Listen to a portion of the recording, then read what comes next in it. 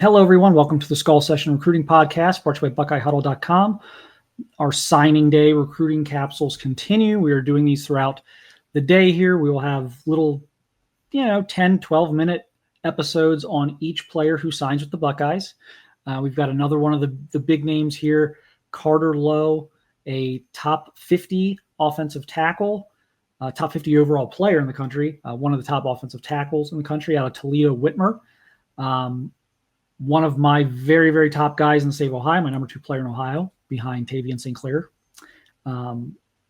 This was a guy who committed very early to the Buckeyes, and we kind of knew was going to be a Buckeye, but was impactful with his recruiting of other players and always down on campus. And again, a guy that, as we talk about Ohio State's offensive line situation and maybe the lack of great tackle prospects coming up on the current roster, this is a guy who maybe works in maybe early in his career than people think.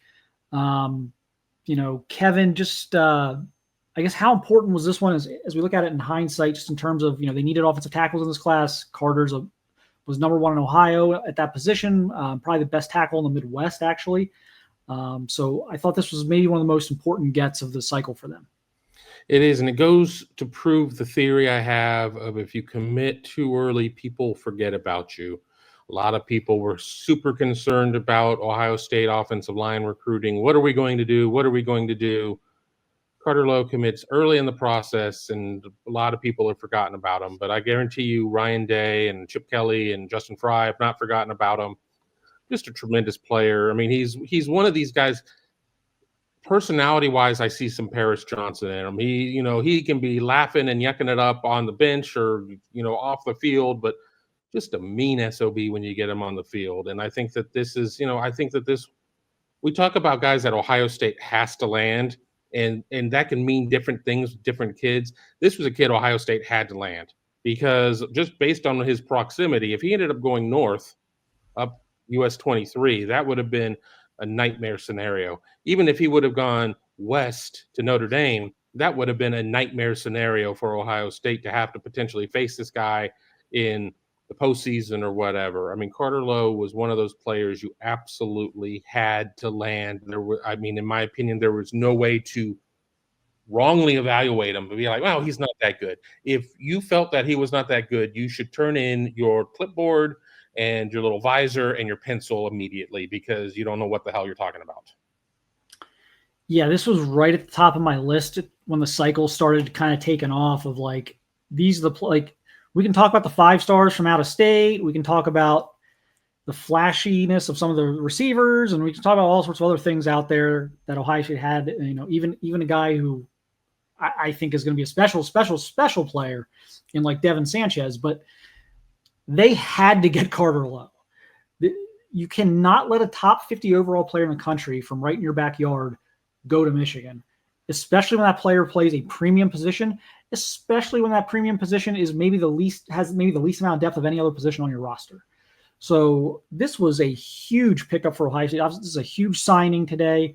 Do not let his maybe laid back nature or the fact he committed so early deter your excitement on this one. This is a big, big deal for Ohio State to have Carter Lowe in officially as a Buckeye now. Let's go to the tape. I've watched Carter since very early in his career. I think the first time I saw him was he was going to his sophomore year at Ohio State's camp, and then I was out to see him the last couple of years. But just, again, a guy who can do it all. He's tremendous in pass protection. He was, and quite frankly, he was always tremendous in pass protection. The run game stuff, that started to come his senior year. He turned into a different beast in the run game. The mean streak started to come out a little more. He started bullying people a little bit more. He kept his finesse, his ability to anchor, his ability to move laterally and stay in front of defensive ends. He kept all of that, but he just took it to another level from a toughness, meanness perspective. So I really liked that coming out of him later in his high school career after seeing just the raw talent he had early in his career.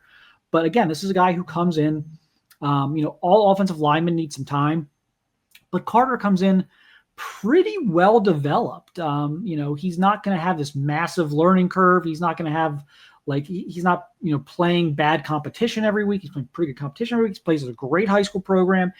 He's camped at Ohio State a million times, worked with Justin Fry.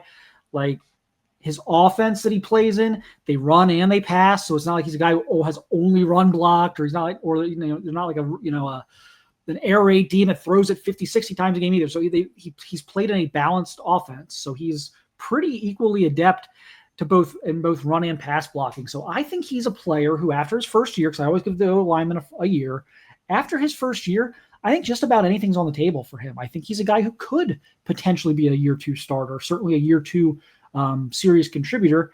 And again, great physical tools, a little more like you talked about Paris Johnson earlier. Paris, I think the higher upside. Carter, a little bit more of the big college ready body. Paris had to, grow into his frame a little bit. Now he's a monster, but it took him his freshman year. He was still a little skinny at Ohio State. Carter's a little more filled out. But again, I look at this as in offensive line terms, because I think you have to grade offensive linemen on a curve in terms of early impact. But just in offensive line terms, I look at him as an offensive lineman who can make a relatively early impact at Ohio State.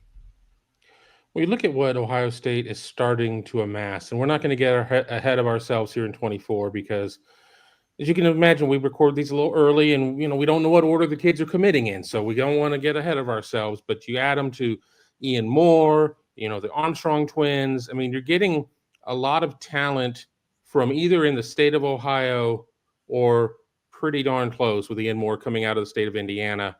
I think that's important. I think that's when you sit there and you see maybe where the bubble happened for Ohio State. There wasn't as many surefire kids coming out of Ohio. I mean, and that's not to take anything away from Luke Montgomery. I'm not including him. I mean, you're seeing Austin Saravelt getting playing time at this point.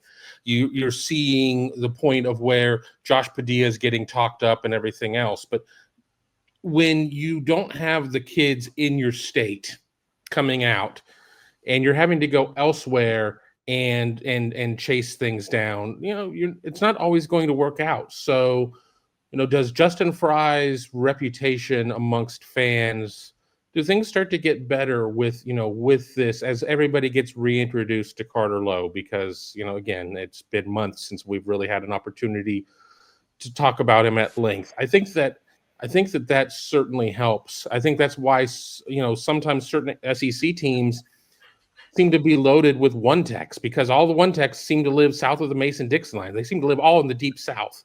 Right. 26 is going to be a year, the following class, of where Ohio is really deep in defensive linemen. So this is an important get on so many different levels. And I think that Ohio State's offensive line may be young moving forward. I think you go out and you get yourself a couple of of transfer guys to fill things out. But in doing so, you have this young core to build off of. Yeah, and I think with the Ohio argument, with Justin Fry, the one thing I think we can say about him, and we'll see about 2026, we'll see what happens there, but the one thing we can say about Justin Fry is that he has generally, or really, if you look at it, kind of always hit on his Ohio and, generally done a good job in the Midwest, but he's hit on his Ohio kids. And that wasn't happening at points. We can go back and look at like Blake Miller and J.D. Duplain and Jackson Carman and Zeke Carell, and we can go through a period of time where Ohio State was not batting a high enough average on the in-state kids, and that puts you in a real tough spot. Like, if it's a year where there's only one or two good Ohio kids that you think are good enough to play for you, and you're not even getting all of those guys, you've got a problem. So they've done a good job turning around the Ohio stuff, and they're obviously going to continue to try and work on the national picture and continue to try and improve on that. But certainly getting a guy like Carter Lowe in state, huge deal for the recruiting class. We're going to have more throughout the day on BuckeyeHuddle.com, recruiting capsules, and here on YouTube.com/BuckeyeHuddle, recruiting capsules on all of the players that signed with the Buckeyes today. So keep it locked in here, and we'll see you again very soon.